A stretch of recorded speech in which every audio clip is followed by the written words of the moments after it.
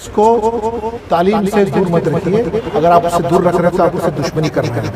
चाहे वो कसाई का बच्चा हो, जुलाहे का बच्चा हो, ड्राइवर का बच्चा हो या लोहार का बच्चा हो, किसी भी बच्चे को भी कितनी भी गरीबी हो उसको तालीम से दूर जेल में जाके देखें। कितने मुसलमान बच्चे जो अपनी किए हुए के लिए वहाँ पछता रहे। अगर शायद ये लोग पढ़े लिखे रहते, इनके ऊपर कोई जिम्मेवारी रहती तो कतई वहाँ जेल ಬರೀ ಕರ್ನಾಟಕದಲ್ಲಿದೆ ಅಂತ ಅಲ್ಲ, ಇಡೀ ಇಂಡಿಯಾದಲ್ಲಿ ನಮ್ಮ ನ್ಯಾಷನಲ್ ಪ್ರೆಸಿಡೆಂಟ್ ಆದ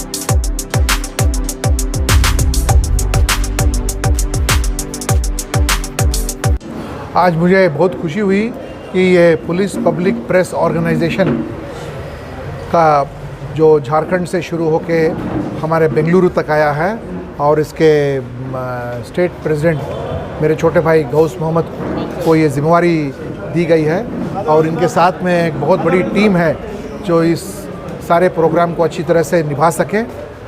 और ऐसे ऐसे सोसाइटी और ऐसा ऑर्गेनाइजेशन आना बहुत ज़रूरी है।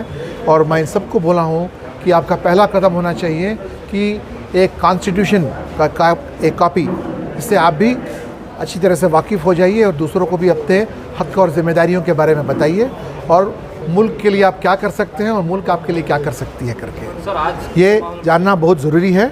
और ये रही पहली बात मेरी। और दूसरी बात मैंने सबको यही बताया कि किसी भी शख्स को तालीम से दूर मत रखिए।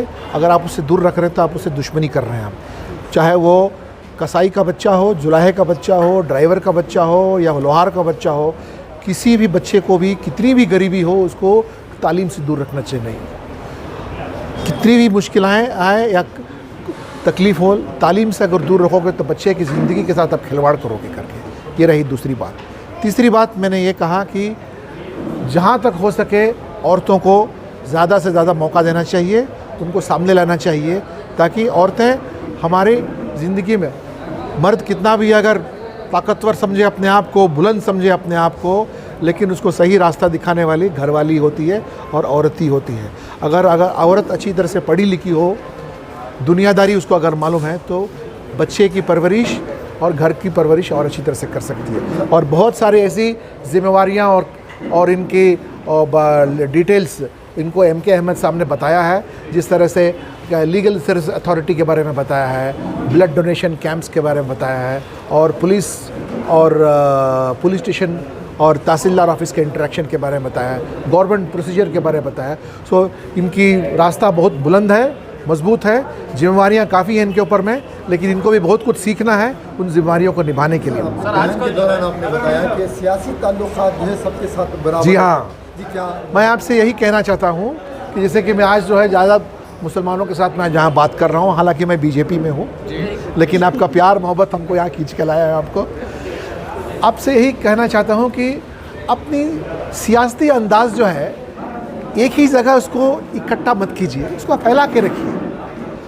आपका इरादा बाकायदा ये होना चाहिए कि हमको कहाँ से कितना फ़ायदा हो सकता है। और सारी पॉलिटिकल पार्टीज़ जो है कंपटीशन में रहती है कि हमको सियासत चाहिए, हमको हुकूमत चाहिए करके। सो इसलिए मैं यही कहना चाहता हूँ कि Muslim should be there in all the parties, केवल एक या दो पार्टी में नहीं।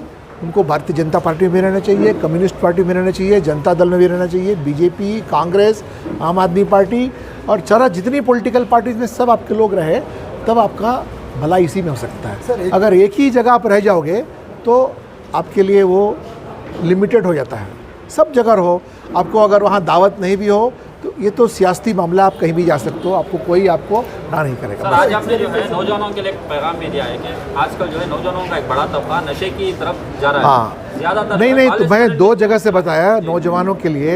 नौजवान खाली बैठे हैं इसलिए ये नशीले चीज़ों के जकड़ में आ जाते हैं वो लोग। अगर उनको सही तालीम रहे, उनको नौकरी करने का सही मौका रहे तो वो वहाँ नहीं जाएंगे। नहीं तो खाली पीली वीली करते रहो, बैठ के नुक्कड़ पर बैठ के गपशप करते रहो, गाली गलौज करो या कोई गलत काम कैसे किया जाए कि करो। अगर आप सही देखना चाहते हो, अगर आप मेरी बात को बुरा मत समझो, आप जेल में जाके देखो कितने मुसलमान बच्चे जो अपनी किए हुए के लिए वहाँ पछता रहे हैं। अगर शायद ये लोग पढ़े लिखे रहते, इनके ऊपर कोई जिम्मेवारी रहती तो कतई वहाँ जेल तक नहीं जाते लोग। अगर आपका ये सबसे प्राइम ड्यूटी बनता है, जैसे मैडम ने बहुत अच्छी तरह से फरमाया कि आप एजुकेशन के बारे में आप करें। अगर एजुकेशन दिए और उनको मौका मिल गया नौकरी करने का, तो कोई भी गलत काम करने के लिए, गलत काम कौन करने जाता है जिसको कि मालूम नहीं कि ज़िंदगी के साथ में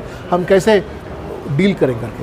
तो वो इधर उधर के लोगों के इसमें आ रहे, तू इधर आ का, इधर इसको मारने चल, उसको मारने चल, इसको काटने चल करके, उसको पता भी नहीं चलता है कि वो करने के बाद में उसको क्या क्या पुलिस कोर्ट, जेल, और उसके बाद में घर के अंदर में भी उसको जेल से छोड़वा के आने के लिए कितना हज़ारों लाखों रुपए वकीलों को देना पड़ता है। वही पैसे घर में अच्छी तरह से माहौल बना के घर में रखें। अगर घर की औरत को अच्छी तरह से तालीम दी गई तो घर का माहौल औरत बना के रखती है ताकि कोई भी बच्चा गुमराह नहीं होगा। सर आपने बताया कि हर सियासी जमात के साथ जो ताल्लुक़ रखना चाहिए, ठीक है, लेकिन एक चंद मखसूस सियासी जमातें जो है मुसलमानों के लिए उनकी जो छवि जो है अलग हो चुकी है, या लोग जो है वहाँ पर जाना ऐब समझते हैं।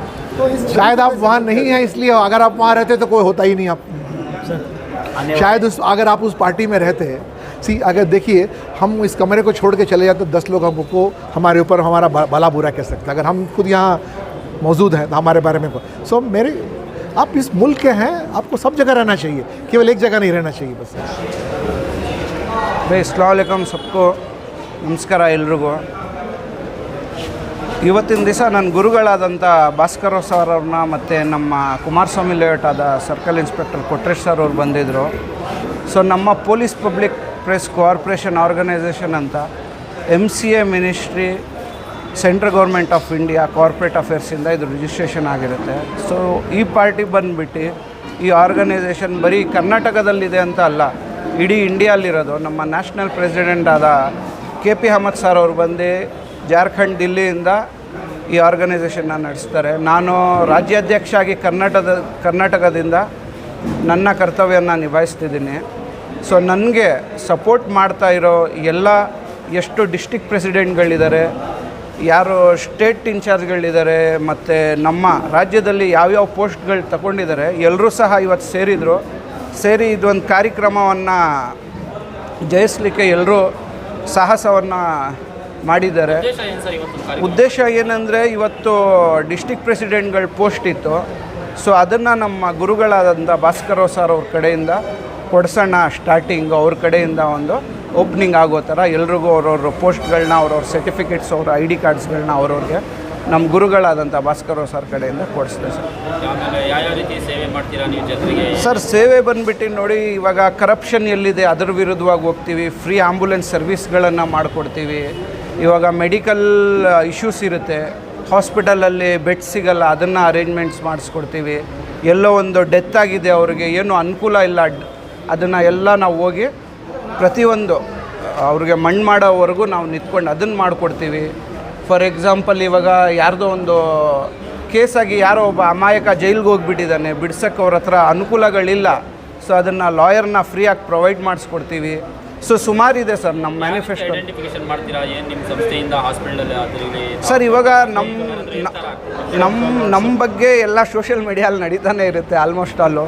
ಸೊ ಕರೆಗಳು ಬರ್ತಾ ಇರುತ್ತೆ, ಸರ್ ಇಲ್ಲಿ ಈ ಸಮಸ್ಯೆ ಆಗಿದೆ, ಇಲ್ಲಿ ಇದ್ದಿದೆ ಅಂತ। ಸೊ ನಮ್ಮ ನಾವು ಟೀಮ್ ಮಾಡಿರ್ತೀವಿ ಸರ್, ಇಡೀ ಕರ್ನಾಟಕ ಅಲ್ಲ, ಇಡೀ ಇಂಡಿಯಾಲ್ಲಿ ನಮ್ಮ ಟೀಮ್ ಅನ್ನೋದಿದೆ। ಸೊ ಎಲ್ಲೇ ಒಂದು ರಾಜ್ಯದಲ್ಲಿ ಸಮಸ್ಯೆ ಬರಲಿ, ಜಿಲ್ಲೆಯಲ್ಲಿ ಸಮಸ್ಯೆ ಬರಲಿ, ನಾವೇನು ಮಾಡ್ತೀವಿ, ಅವ್ರನ್ನ ಕೋಆರ್ಡಿನೇಟ್ ಮಾಡಿ ಇಮಿಡಿಯೇಟಾಗಿ ಒಂದು ಅರ್ಧ ಗಂಟೆ ಒಳಗಡೆ ಅವ್ರಿಗೆ, ಫಾರ್ ಎಕ್ಸಾಂಪಲ್ ತಗೊಳ್ಳಿ, ನೀವು ಎಲ್ಲೋ ಒಂದು ರಾಮನಗರದ ಹತ್ರ ಇದ್ದೀರಾ, ಗಾಡಿ ಆಕ್ಸಿಡೆಂಟ್ ಆಯಿತು, ಇಲ್ಲ ಒಬ್ಬರೇ ಇದ್ದಾರೆ, ಏನೋ ಬ್ರೇಕ್ ಡೌನ್ ಆಯಿತು ಗಾಡಿ, ಲೇಡೀಸ್ ಇದ್ದಾರೆ, ಫ್ಯಾಮ್ಲಿ ಇದ್ದಾರೆ. ಸೊ ಅಂಥ ಟೈಮಲ್ಲಿ ನಾವೇನು ಮಾಡ್ತೀವಿ, ನಮ್ಮ ಟೀಮಲ್ಲಿ ಅಲ್ಲಿ ಯಾರಿದ್ದಾರೆ ಪ್ರೆಸಿಡೆಂಟ್, ಅವ್ರನ್ನ ಕಾಂಟ್ಯಾಕ್ಟ್ ಮಾಡಿ ಇಮಿಡಿಯೇಟಾಗಿ ಅವ್ರ ಜೊತೆಗೆ ಸಾಹಸ ನೀಡೋಕ್ಕೆ, ಅವ್ರಿಗೆ ಆ ಗಾಡಿ ಏನಾಗಿದೆ ಫ್ಯಾಮ್ಲಿ ಸೇಫಾಗಿ ಹೋಗೋಕ್ಕೆ ಅನುಕೂಲಗಳನ್ನು ಮಾಡಿಕೊಡ್ತೀವಿ. ಈ ಥರ ಒಂದು ಟೀಮ್ ವರ್ಕನ್ನು ನಾವು ಇಡೀ ಕರ್ನಾಟಕದಲ್ಲೆಲ್ಲ ಇಡೀ ಇಂಡಿಯಲ್ಲಿ ಮಾಡಿಕ್ಕಿದ್ದೀವಿ. ಸೊ ನಾವು ಎಲ್ಲ ಒಗ್ಗಟ್ಟಾಗಿ ಒಂದು ಒಳ್ಳೆಯ ಕೆಲಸ, ನಮ್ಮ ಡೆಮೋಕ್ರಸಿನ ಉಳಿಸ್ಕೊಂಡು, ನಮ್ಮ ಸಂವಿಧಾನವನ್ನು ಕಾಪಾಡ್ಕೊಂಡು, ನಮ್ಮ ಸಂವಿಧಾನ ನಮಗೇನು ಹಕ್ಕುಗಳನ್ನ ಕೊಟ್ಟಿದೆ, ನಮ್ಮ ಸಂವಿಧಾನದಲ್ಲಿ ಏನಿದೆ ಅದನ್ನು ನಾವು ಮಾಡ್ಕೊಂಡು ಸರಿಪಡಿಸ್ಕೊಂಡು ಜಾತಿ ಮತ ಎಲ್ಲ ಸೃಷ್ಟಿ ಮಾಡ್ಕೊಂಡಿರೋದು. ನನ್ನ ಜೊತೆ ಎಲ್ಲರೂ ಇದ್ದಾರೆ, ಹಿಂದೂ, ಮುಸ್ಲಿಂ, ಕ್ರಿಶ್ಚಿಯನ್ಸ್ ಎಲ್ಲರೂ, ಪ್ರತಿಯೊಬ್ಬರು ನಾವು ಜೊತೆಯಲ್ಲಿ ಸೇರಿ ಪ್ರತಿಯೊಂದು ನ್ಯಾಷನಲ್ ಫಂಕ್ಷನ್ ಇರಲಿ, ಇಲ್ಲ ನಮ್ಮದು ಒಂದು ಯಾವುದೋ ನಮ್ಮ ಫೆಸ್ಟಿವಲ್ ಬರಲಿ, ನಾವೆಲ್ಲರೂ ಸೇರಿ ಆಚರಿಸ್ಕೊಂಡು ಹೋಗ್ತೀವಿ. ಕರಪ್ಷನ್ ಬಗ್ಗೆ ಮಾತು ಬಂದಾಗ ಅಧಿಕಾರಿಗಳನ್ನಿರುತ್ತೆ, ಅದಕ್ಕೊಂದು ಕಾನೂನು ಅನ್ನೋದಿರುತ್ತೆ, ಅದರದ ರೀತಿಯಲ್ಲಿ ನಾವು ಹೋಗಿ ಸರಿ. ನನಗೆ ಅಪಾಯಿಂಟ್ ಮಾಡಿದ್ದಾರೆ ಕರ್ನಾಟಕ ಸ್ಟೇಟ್ ಸೆಕ್ರೆಟ್ರಿಯಾಗಿ ನಾನು ಪೋಸ್ಟ್ ತಗೊಂಡಿರೋದು ಆ್ಯಕ್ಚುಯಲ್ ಆಗಿ ಬಡವ್ರ ಮಕ್ಕಳಿಗೆ ಎಜುಕೇಷನ್ಗೆ ಇಂಪಾರ್ಟೆನ್ಸ್ ಕೊಡೋದಕ್ಕೆ. ನೆಕ್ಸ್ಟು ಆಗ್ತಾ ಇರೋ ಅತ್ಯಾಚಾರಗಳು ಸ್ಟೇಷನ್ ಮುಖಾಂತರವಾಗಿ ಆಗಲಿ, ಅಥವಾ ಪೊಲಿಟಿಕಲ್ ಆಗಲಿ, ಅಥವಾ ಗೌರ್ಮೆಂಟ್ ಆಫೀಸರ್ಸಿಂದ ಆಗಲಿ, ನಮ್ಮ ಕಣ್ಮುಂದೆ ಆಗ್ತಾ ಇರೋದನ್ನು ನಾವು ಅದನ್ನೆಲ್ಲ ತಡೆಗಟ್ಟೋಣ ಅಂತ ಹೇಳ್ಬಿಟ್ಟು ಮುಂದೆ ಬಂದಿದ್ದೀವಿ.